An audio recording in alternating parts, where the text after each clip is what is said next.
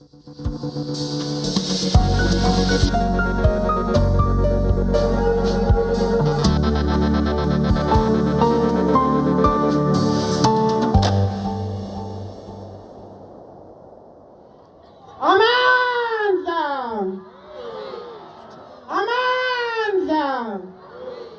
many people did Winnie kill? Has he ever been in jail for those murders? No. If anyone gets into the bad books of Winnie, she can resort to any solution of her choice. Row, young lions, row! Now I can say Mrs. Mandela is a murderer and a killer of the nation. She's no longer mother of the nation. Winnie Mandela, president of the ANC Women's League in the New South Africa, one of the most famous women in the world. This film sheds new light on Winnie and her personal team of bodyguards, known as the Mandela United Football Club. One of its members was Katiza Chebakulu. He vanished 7 years ago. Today he has a damning story to tell about Winnie Mandela. There's a sense in which what Katiza has to say confronts the soul of this nation. And usually people who do that end up on a cross.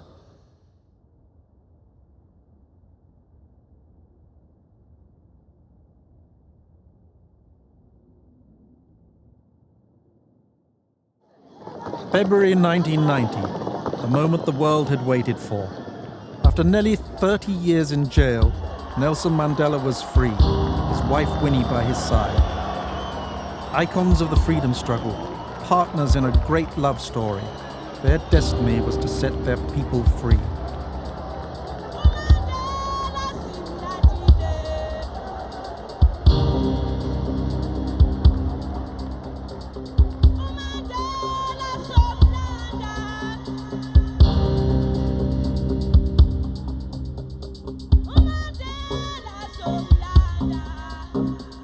Nelson in prison was more mythical than real. Winnie was the visible, living symbol of black resistance. Especially when, in 1986, the apartheid government declared a state of emergency. As South Africa edged towards civil war, she remained defiant. This is now the right time to take your country. We shall use the same language the Boers are using against us. They know only one language, the language of the Caspars. We have no arms. We have stones. We have boxes of matches. We have Amidst the chaos, black communities were gripped by tension and mistrust. It was horrific black-on-black violence.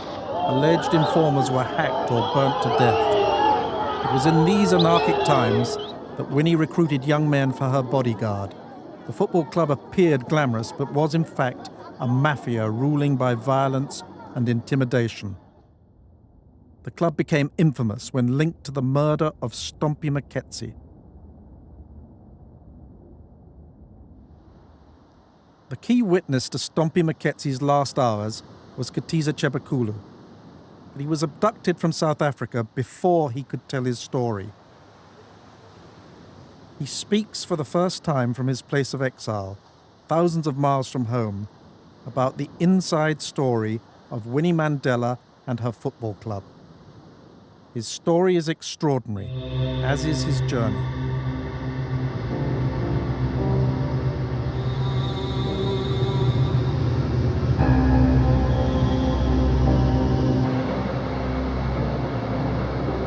It all began in 1988 when Katiza left his home in Zululand. I just fed up with the violence. I bought the train to Johannesburg. I didn't have money. As soon as the train started to move, the tears come out.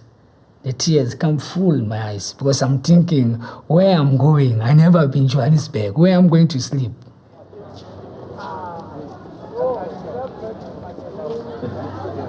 Park Station, Johannesburg, the city of gold. It was here that Katiza arrived, as have countless other Zulu migrants.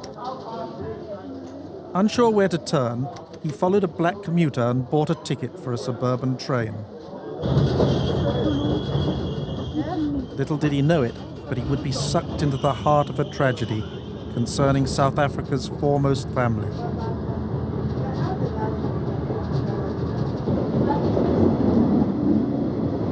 The train took him to Orlando, in the huge black township of Soweto.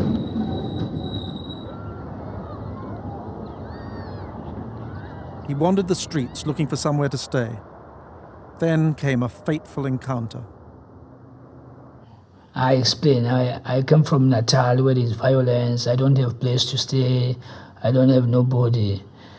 So he put me inside. He went and handed me over to higher authority. So that's why I met Mrs. Mandela. It was my first time to see her.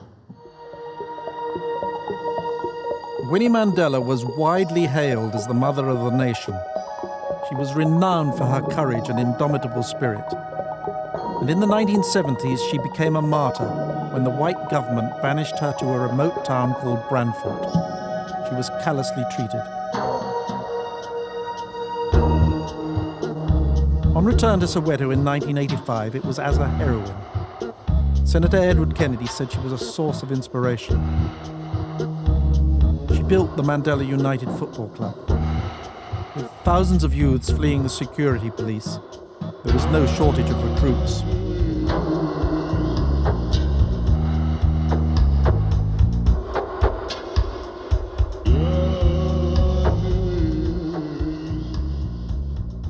Winnie's commander-in-chief of the football club was Jerry Richardson. He idolized her and commanded the bodyguard from her house here in Soweto. She introduced me to Richardson, he was in charge for the house. She introduced me to Slash, Shoes, and other boys. Since I didn't have the clothes for wear, I needed to give me the tracksuit for Mandela United.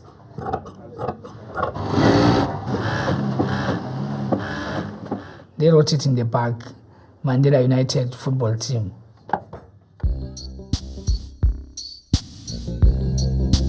The football club rarely kicked a ball. A law unto itself, it ruled amid the anarchy of the time.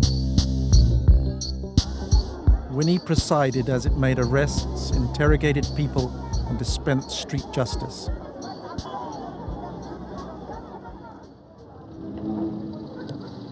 It is our joy and our salvation always and everywhere to give you thanks and praise.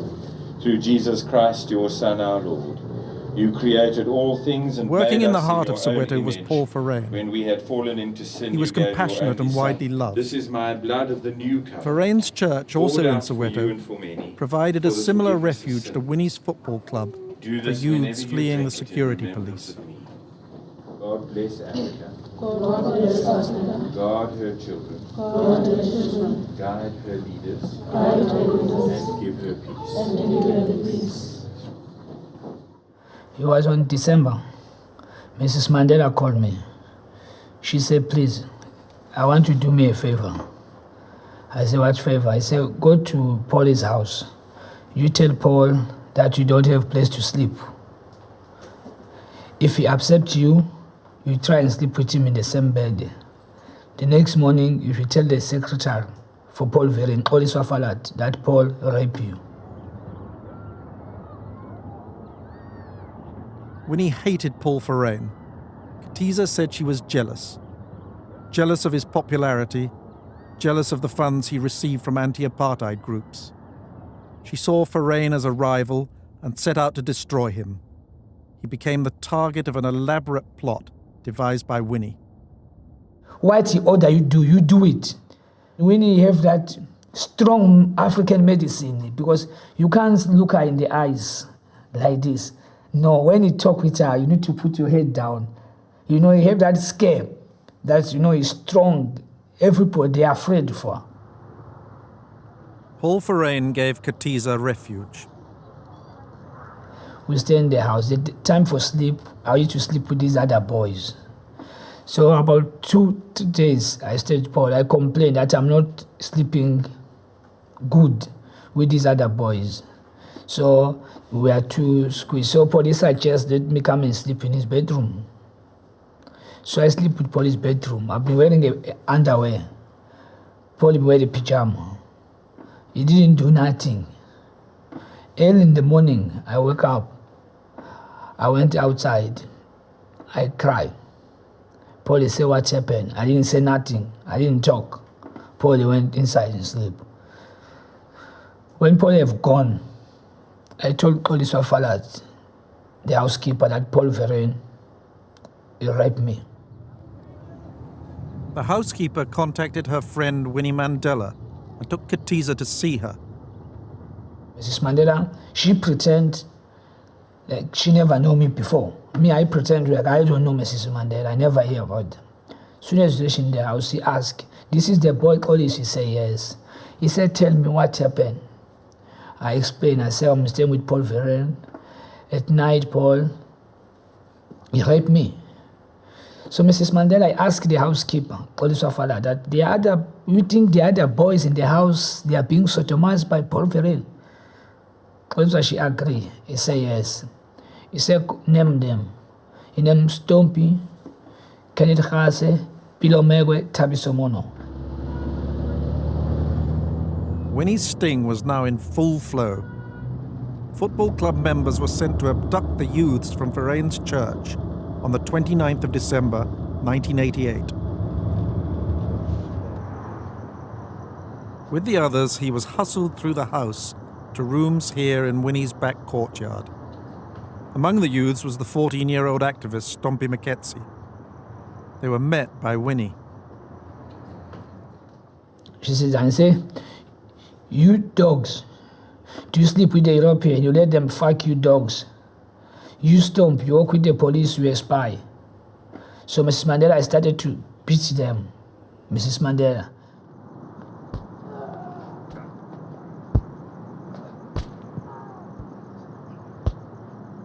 She was the first one to start beating us one by one with fist. She asked us to come to her one by one and ask you, why are you sleeping with a white reverend? And then a minute you said you wanted to answer, then she started beating you.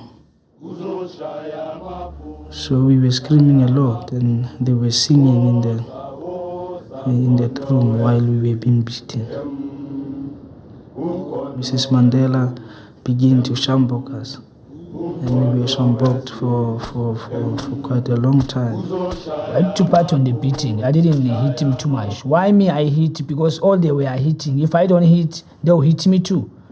Katiza took the shambok, and he hit me on my head with the back of the shambok.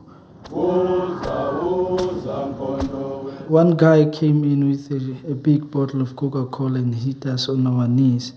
But by then we had already confessed to sleeping with, being raped by a white reverend, because we couldn't afford the beating any longer. And then also hand over the shambok to Mrs. Mandela. And then they whip Stompy.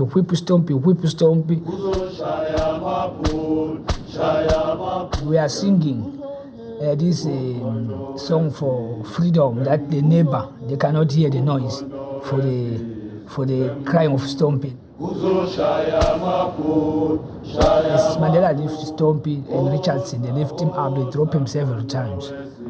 And then on the cement, in the concrete in Mrs. Mandela's back room, like cement like this. Now they hit him there with a bag and the head, until the head becomes cool like this, soft. That the eyes, they were small, it was bleeding all year. Mrs. Mandela whipped Stompy until the shambok break, until Stompy faint.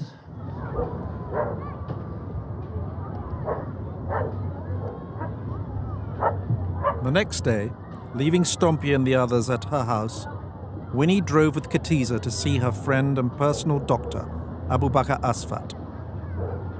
The date, the 30th of December 1988, is of critical importance in this story. Dr. Asfat, a radical activist, ran a clinic in Soweto. For her sting against Ferein to succeed, Winnie needed Dr. Asfat's help. When we went to Dr. Asfat, he said, well, what can I do being visited by big people like this? We make like it's a joke first, we laugh. He said, I'm here, doctor, I have a problem. I'm just brought this boy, he's being sodomized by Paul Ferein. So Dr. Asfat said, oh, really? Come inside. So doctor, you only take the blood. You only take me the blood, that's all. Asfat said there was no physical evidence of rape. When he refused to collude with Winnie, a row ensued.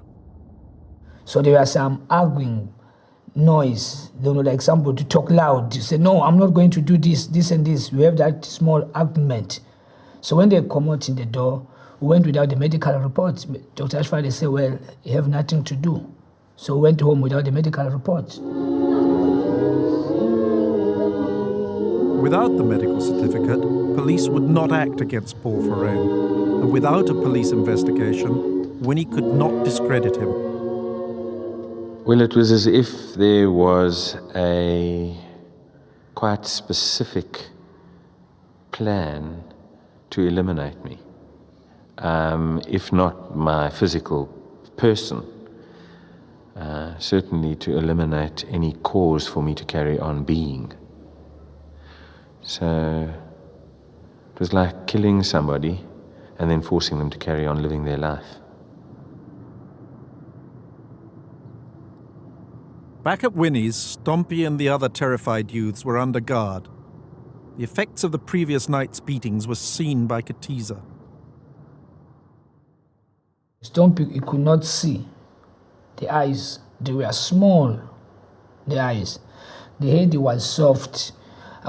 He asked water to drink. I wanted to give him the cup. He can't even hold the cup. Mrs. Mandela said we should not give them nothing. We should not give them food. We should not give them water.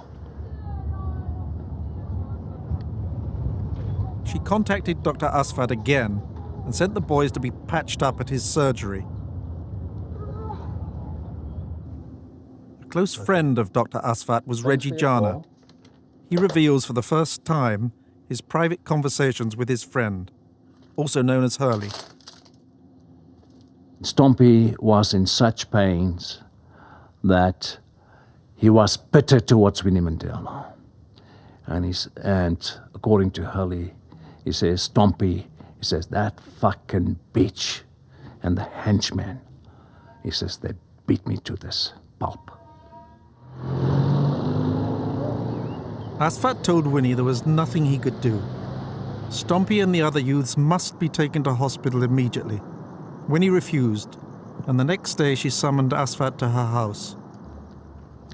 When Hurley arrived at Winnie's residence and saw the four youngsters, he was shocked, that the condition had deteriorated so badly. Stompy and the others were never taken to hospital. Later that night, the 31st of December, Katiza saw the brutal stabbing of Stompy Maketsi. In Mrs. Mandela's house in the back room, there's a sliding door. In the middle is jacuzzi. This side is another room with the toilet outside. So when I finished peace, to go inside, I hear the noise, like somebody crying in the steps.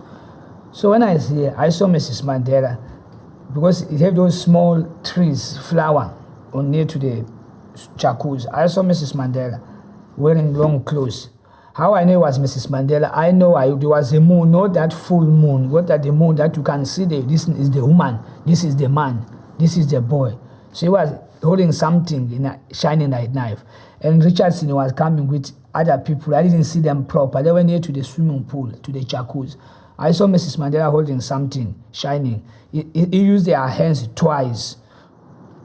Soon as I see that, I come scared. Witness to the stabbing next to this jacuzzi, Katiza crept back to his bed. In about 10 minutes, I hear the noise for the car going out. In 1 hour, the car, he came back. The football club's driver, John Morgan, was given an order by Winnie. She said, look, you better drive that red Toyota car out. Then I asked her, to do what with it?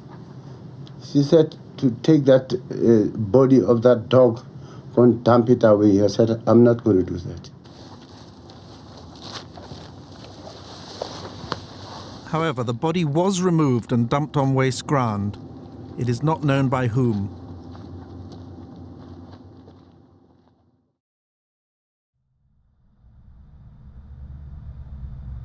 Police found the rotting corpse, later identified as Stompy's.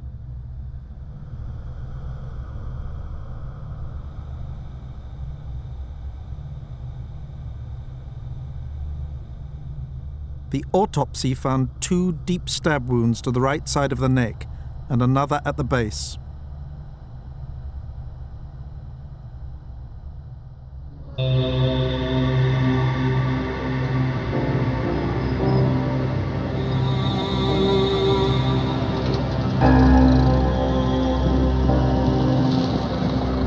The security police hounded Dr. Asfat to reveal what he knew about the youth's injuries.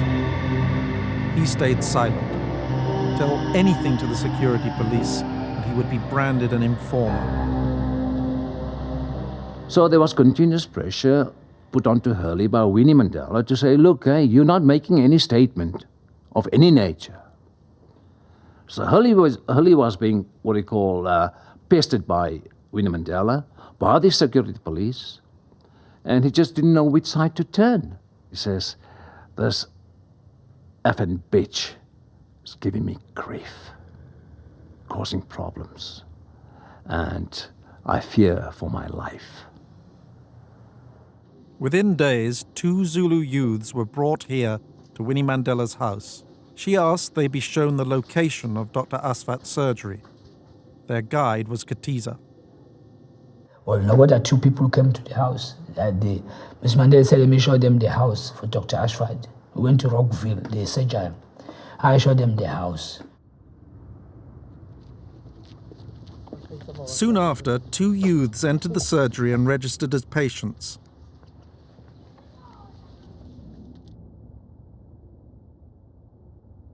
Two shots were fired.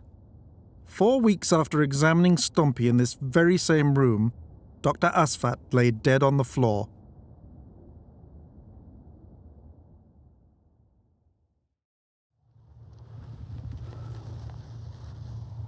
The funeral ceremonies were led by Dr. Asfat's elder brother, Ibrahim. Police swiftly said the motive for the murder was robbery. Ibrahim does not accept this explanation.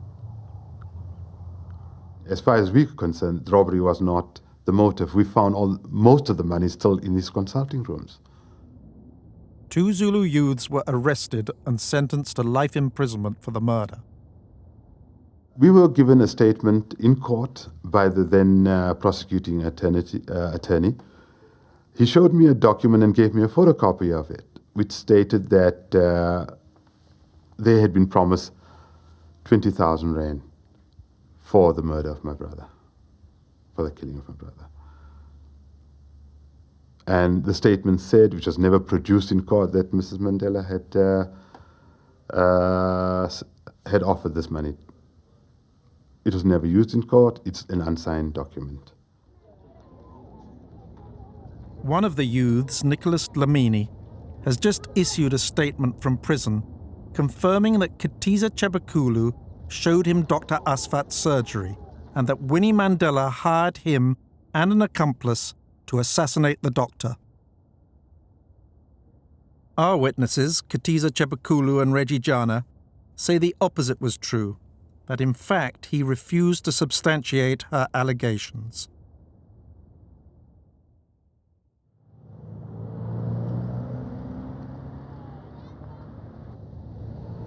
Winnie and the football club were now under close scrutiny.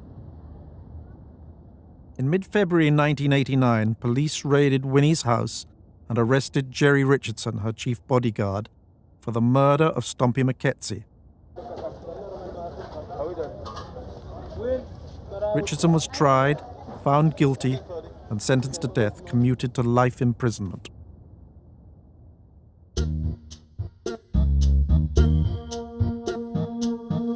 Winnie's football club was now falling into disrepute. Nevertheless, she continued recruiting. When one youth, Sibusiso Chili, refused to join, a fight broke out and a football club member, Maxwell Madondo, was killed. Winnie demanded revenge. Katiza Chebakulu heard her give the order. Now, Mrs. Mandela called the meeting. He said they should go and pay the revenge because they've killed Maxwell Madondo. So we should go and revenge for this. The target was the Chili family. Their house was machine-gunned and firebombed. Dudu Chili's 13-year-old niece, Finky, was shot. I hope before she was burnt, she was dead. I hope so. Because if she started by burning, she has died a gruesome death.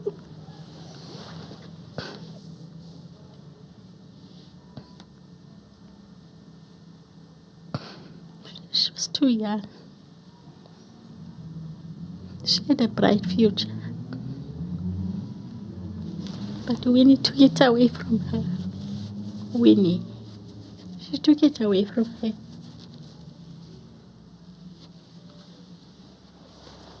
Sibusiso Chili could not have imagined his refusal to join Mandela United would end in such tragedy.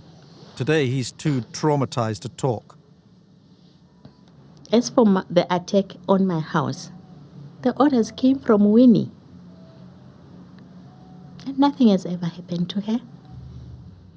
Your watch is so beautiful. But joining the football club was no guarantee of safety. Lolo Sono, the only son of this Soweto family, was keen to be a club member. But Lolo got on the wrong side of Winnie. He disappeared 9 years ago. Katiza has never heard the Sono family's version of the story. He reveals his for the first time. Lolo Sono accused him of being police spy. So they brought him in the house. He said he's not a police spy. They say work with the police. Lolo Sono was taken to Winnie Mandela's house. Behind these garage doors, she passed judgment. When I came in the garage, they were beating Lolo Sono, Mrs. Mandela and Jill Richardson and others. They are whipping Sono. After they beat Sono, he was wounded. From then they put him in the car. They drive to his house in Midlands. Mrs. Mandela and football club members took Lolo to his home to search for documents Winnie believed would prove the boy's guilt. No such documents existed. Inside the kumbi, there was my boy Lolo. He's been held by two boys. He was badly beaten. His face was bruised up. And I spoke to Winnie concerning what happened. She told me Lolo was a spy. The father, for Lolo Sono, he talked with Mrs. Mandela that, please, if you can leave my son with me. That is the only words I remember. Mrs. Mandela said, no, I'm taking away with me. The movement will see what to do with him. I was pleading with Winnie, please give my son back to me.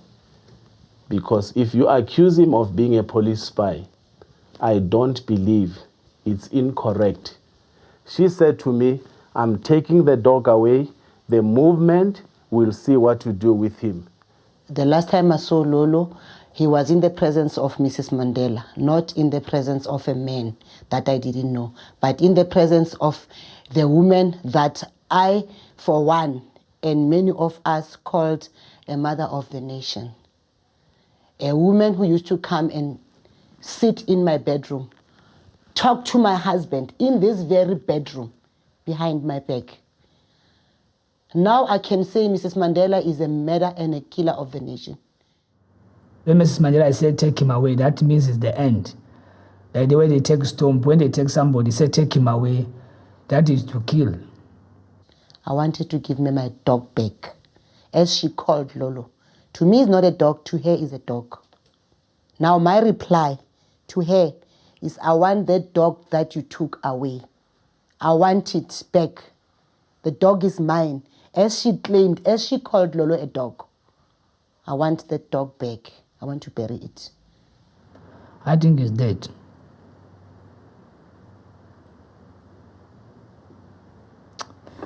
Mrs. Mandela. The Sono family want Winnie Mandela brought to account. As yet, no charges have been laid against anyone in connection with the disappearance of Lolo Sono.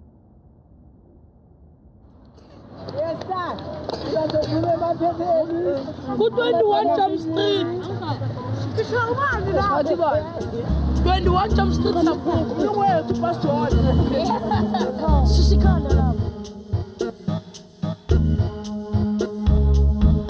Events linked with all these deaths and disappearances were witnessed by Katiza. He was stuck in a morass of violence, lies, and betrayals.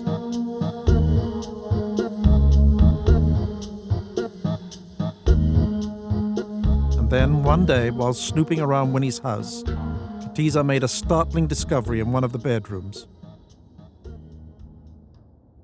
When I opened the drawer, I get shocked. I didn't believe what I see. I saw a lot of pictures. The picture they were made, when I look at the picture, they were Mrs. Mandela with Dali Mpofu. Dali Mpofu was a young lawyer who became Winnie's lover while Nelson Mandela was in prison.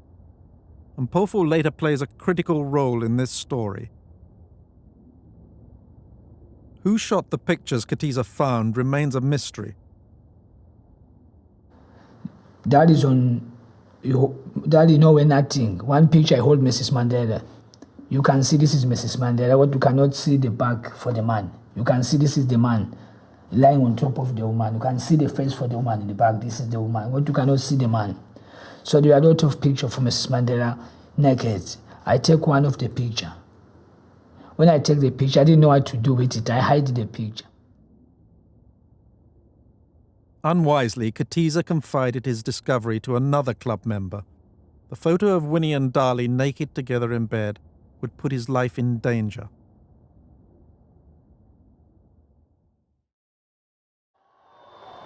In February 1990, Nelson Mandela was released from his long imprisonment. But Winnie's troubles were growing. And 7 months later, she was formally charged with assaulting Stompie Maketsi. Among those charged with her was Katiza. He let it be known he would tell the truth at Winnie's trial and blow apart her defense. Soon after, Katiza was tipped off that Winnie had given the order to kill him. Katiza jumped bail and went on the run. Arrested later, he expected to be jailed. Incredibly, the police instead delivered him to Winnie Mandela. They put him in the back room where they put Stompie. So they tied me. They tied me the hands. They tied me the foot. So Mrs. Mandela came. He asked me, he said, where's the picture? I said, I have destroyed it. So they beat me. So Mrs. Mandela said, let them boil hot water.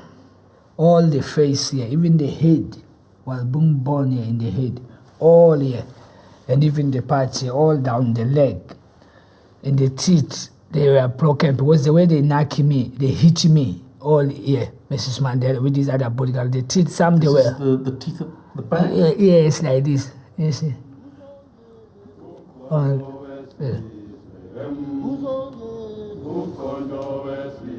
Mrs. Mandela beat me. That I didn't even feel the pain. I cried until I didn't feel the pain. The way they beat his stomp, I started to have that memo. They grabbed me, they put him in the boot of the motor car. Although badly beaten, Katiza regained consciousness and somehow managed to kick open the boot and escape. After hospital treatment, he took refuge with Winnie's driver, John Morgan, a co-accused in the trial whom he thought he could trust.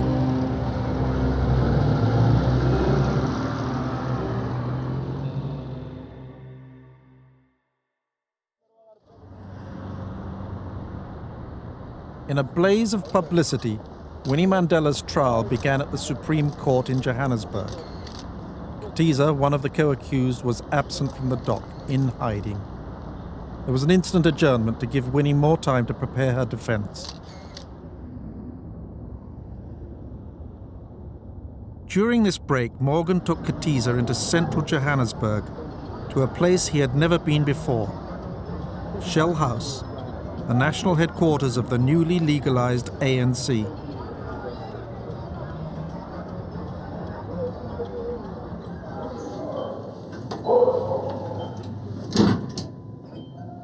Caught in a trap, Katiza was ushered into a room. When the chair turned, it was Mrs. Mandela. We meet face to face. I wanted to run, to open the door and run. It was too late. When I turned, I didn't see Morgan. So I just get confused, scared. He said, no, take a seat. I sit down. He said, how are you? I said, I'm fine. With that scared, because I don't know what's going to happen now. He said, did you tell the police? I said, no. He said, listen, Katiza, you need to choose two things. I carry you to Swaziland, I give you education, house, everything, you stay there. If you don't agree, you tell me. I'll deal with you right now.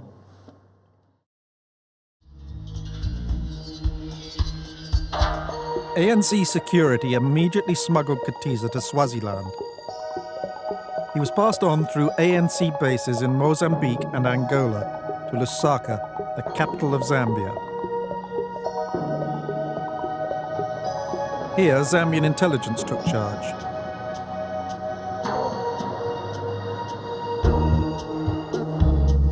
There was no education as promised by Winnie. For a house, Katiza was given a cell here, in one of Africa's most notorious prisons, Lusaka Central.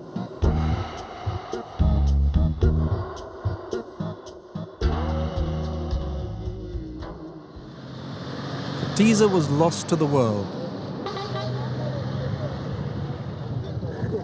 Some foreign correspondents, including me, believed he had evidence that would have been critical at Winnie's trial.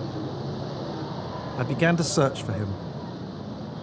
Rumours said he was in Zambia. And when I went to Lusaka in 1991 to report the presidential election, I made a breakthrough. I met British MP Emma Nicholson, there as an election observer. Emma Nicholson was a friend of the new president, Frederick Chiluba. When he invited her to see him just 2 days after taking office, I urged her to ask about Katiza Chebakulu. I said, but there's an international problem, a humanitarian gesture that you could make. You could do something wonderful today. He said, what? I said, find a missing prisoner. Somebody who's nothing to do with Zambia, who didn't commit a crime here as far as I understand, who I believe is in Lusaka jail. He said, I'm sure he's not here. We don't have people like that. I said, I think he may be. And he said, well, all right, if you insist, I'll send out a telephone call. You go away and come back later. After 6 months I was in the prison, they just came the commander inside the prison. He said, well, I should dress. They want to see me. What I didn't know where I was going. So I didn't know they are going to free me, or they are going to kill me, or they are going to hand over me to Winnie. I didn't know. The president himself came on the line. Come back, Emma, at once. I found your man. I am astonished that he's here. You've got to come and listen to what he's got to say. Katiza Chebakulu wanted to tell his story. It was obvious that he never thought he would have a chance of telling it. This chance was there. He took it with both hands, and he poured the whole tale out of how he had been, as it were, a houseboy in Winnie Mandela's household, and what he had seen her do. And with graphic illustration, raising his arm in the air, he brought it down with thrusts like that, saying, I saw Mrs. Mandela do that to Stompy. And the room went silent. The president believed Katiza would be in danger from Winnie Mandela if freed in Zambia. Emma Nicholson worked to find a safe haven for him elsewhere. As a temporary measure only, Katiza was sent back to prison for his own safety.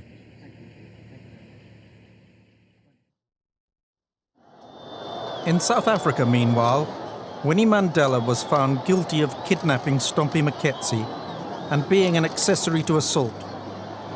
She was condemned to 6 years in prison, but on appeal her sentence was reduced to a mere £3,000 fine.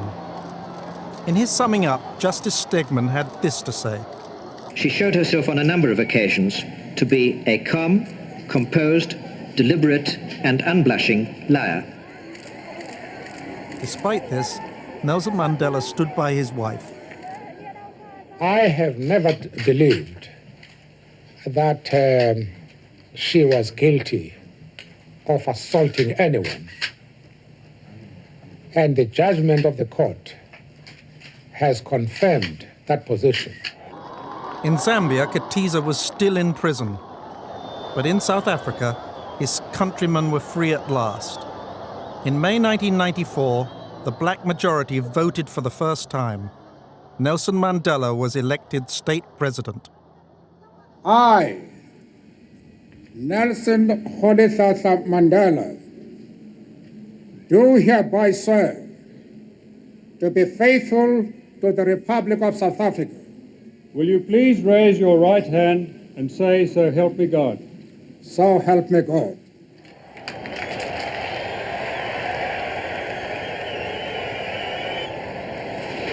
While South Africa celebrated, Emma Nicholson continued a prolonged struggle to find sanctuary for Katiza Chepakulu.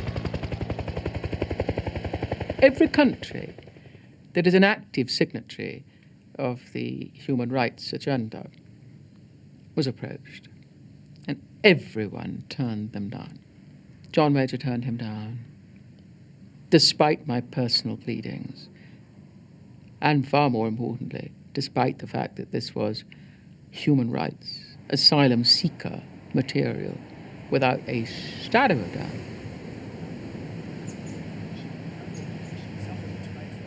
It took Emma Nicholson 3 years to find a country that would take Katiza. Now, in his 7th year of exile, we filmed him thousands of miles from South Africa. We showed Katiza film clips of the many faces of Winnie Mandela denying her involvement in any crimes. The clips included a speech to Parliament by the new ANC Deputy Minister of Culture and Science. My deepest regret is that I failed Stompie, that I was unable to protect him from the anarchy of those times, and he was taken from my house and killed. Who killed him? His life to the hundreds. Who killed? You are the one who killed the storm. Who take him in your arms and go and kill the storm? To the terror of intolerance and the injustice of the kangaroo courts. I am astounded that political loyalties could not stand a simple test. That it could even be dreamt that I would be responsible for the murder. She killed. She knows he killed. When I have spent all my life fighting against these injustices, appalls me. I feel betrayed. The ultimate humiliation by my own people. This surely is not the South Africa I ruined my life for. It cannot be. I am not guilty of any crime. You guilty, because if you are not guilty, why I'm here? You. Why must I be treated this way by the world media and the local media?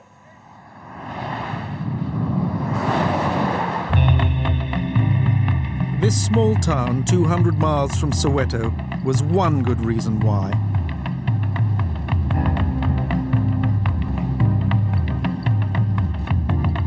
At her trial, Winnie swore under oath she was here in Brandfort throughout the assaults on Stompie.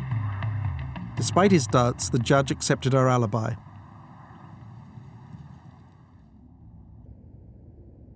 Katiza Chepakulu alleges the Brandfort alibi was manufactured by Winnie Mandela's lover, Dali Mpofu. I asked Katiza if he was approached by Mpofu. Yes. They say when Mrs. Mandela is coming, is not here. I should say that they were in Brantford on that day for the beating of Stomp. It was not in Orlando. They were out. So he reminded me for that I should not forget in court that on December 29, Mrs. Mandela was in Brantford from 29, 30, 31. John Morgan, Winnie's driver, said at her trial that she was in Brantford. He admits he lied. Well, we are merely lying there, all of us, trying to defend Mrs. Mandela. I actually wanted to report the matter to the police, but I thought that Winnie's comrades were going to crush me or kill me. So I decided not to say anything, just keep my gap shut. If Winnie Mandela went to Brantford, then on December the 30th, she was away all that day. She was 200 miles away. Are you sure you saw her on December the 30th in Soweto? Yes. Because on December 29 is the day they call Upit Stompy. On December 30, the time I went to see Dr. Ashford. So Ms. Mandela, she's lying. If she was in 200 miles away from Johannesburg, who carried me to Dr. Ashford? Because when I went to Dr. Ashford, I came with Mrs. Mandela. Winnie said she visited Dr. Asvat with Katiza on the 29th of December 1988, before driving to Brantford. But this medical card for the visit was stamped the 30th of December. People who could have confirmed the card's accuracy and importance were not subpoenaed. One was Dr. Asfat's brother, Ibrahim. The date which is depicted here is correct, because this I verified on the record books as well as the patients were entered into the record books. That also stated it was the 30th of December 1988. Albertina Sisulu, one of the ANC's best-loved leaders. She was also Dr. Asfat's receptionist and could have given decisive evidence at Winnie's trial. She was never called to testify. Mama Sisulu just didn't want to be implicated in this whole episode of Stompy. I mean, if she got involved or she exposed as to what had happened, she would have definitely implicated Winnie Mandela. And that would have caused friction between the Sisulu and the Mandela camp. Despite her fears, she talked about it for the first time since Winnie Mandela's trial. Is that your writing on the top there? That's my handwriting.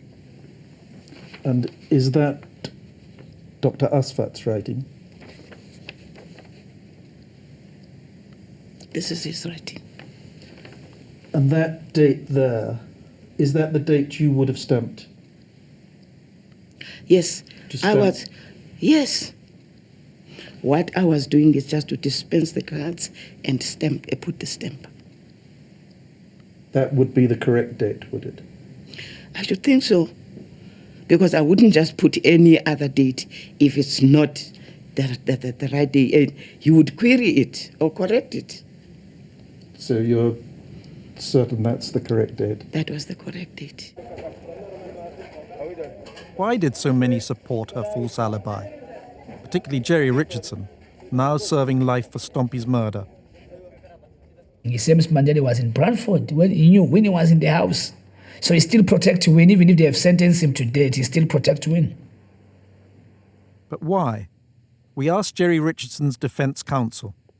How convinced were you that Jerry had lied to protect others? I was convinced of it. I was convinced that he lied to protect others. And how circumstantial was the evidence against him? Nobody actually saw Jerry take Stompy away that night. So to that extent it was circumstantial. But when the question of his sentence came up, it would perhaps have been wiser for him to tell the truth. And why do you think he was holding back? Well, he was protecting people. Who? Well, the only one that was involved in the affair was Winnie Mandela. More deeply so than anybody admitted during the trial. So was Katiza Chebukulu consigned to oblivion because he would no longer play Winnie's game? Winnie's hold over ordinary people was awesome.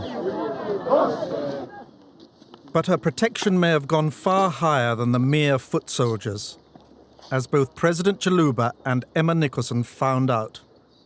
Katiza Chebukulu had been brought to Zambia by kidnapping through a number of countries, as he told us, including Mozambique, by some members of the ANC, the African National Congress, on the instruction of Nelson Mandela. The ANC had a well-established route from South Africa to Zambia for ferrying people either to safety or to banishment. It was clear to President Chiluba immediately that Nelson Mandela had authorized the kidnapping and transportation of Katiza Chebukulu to Zambia from the government records. As Katiza's legal guardian, Emma Nicholson confronted Zambia's former president about this allegation and about his own involvement. Did Nelson tell you why he wanted Katiza Chebukulu here and out of South Africa? No, really, he didn't. He didn't give you any reason? He didn't give me any reason at all. What I did was to work on trust. What Nelson told me to me was the thing to do. How did you get the message? That came through Oliver Tambo. Oliver Tambo. Oliver Tambo. And he said that Nelson Mandela wants this man out of South Africa. Yes, and we worked on that, yes. In the context of those years, it's possible that the Zambian government would have assumed Nelson Mandela's direct involvement. But we asked President Mandela if this was true. This week, his office told us that, for the record, the president wishes to make it clear that he did not arrange for Mr. Chebukulu to be taken from South Africa to Zambia or to be incarcerated there. What is surprising me, he's the president for the country. He knows the case. Since he's in power now, she get power to stop the police, give me freedom. So I'm begging the President Mandela if you allow me to return back home. Back home, Winnie Mandela remains an icon, however tarnished and tawdry, still seen by some as the mother of the nation, by others as its mugger, still defiant, still, despite everything, free and without shame. I'm taking with him. Meanwhile, Katiza Chebukulu is still in exile, unsafe, a sacrificial lamb for Winnie Mandela.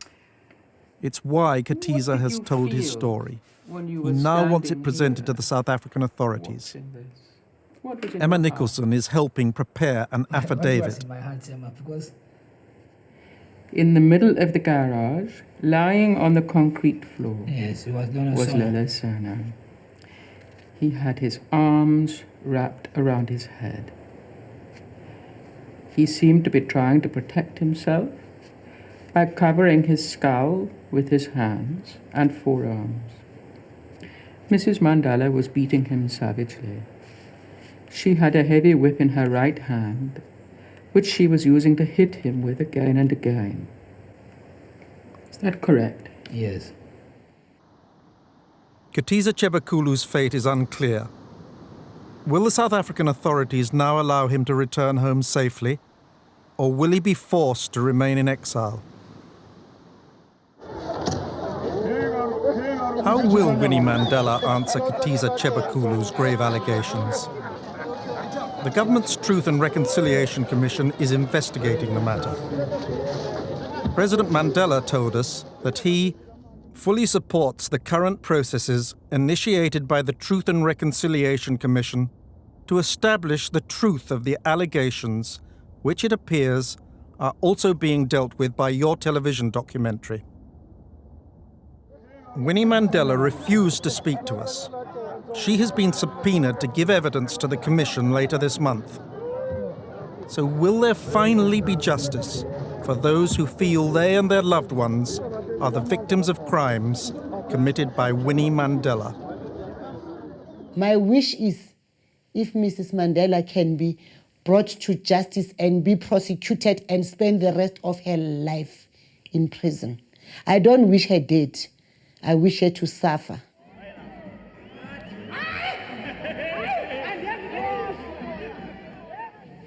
The world has to know what type of a monster this woman is.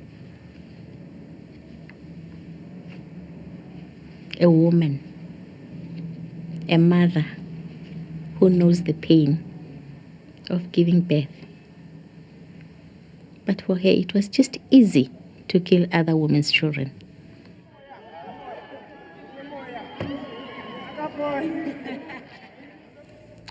I think that the last years have proved that she will never go anywhere without questions being asked about Stompie, whether she hears those or whether she doesn't. The death of this youth activist continues to be a question next to her name.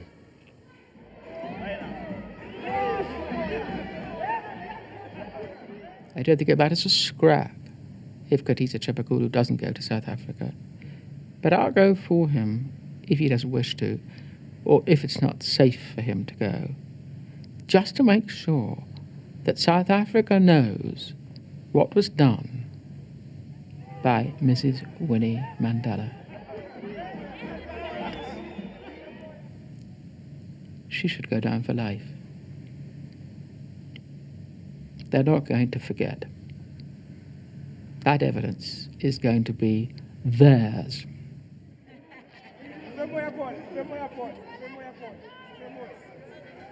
My argument is Mrs. Mandela to be tried again for murder for Stompie, because he's being fined for kidnap. He needs to be tried for the murder for Stompie.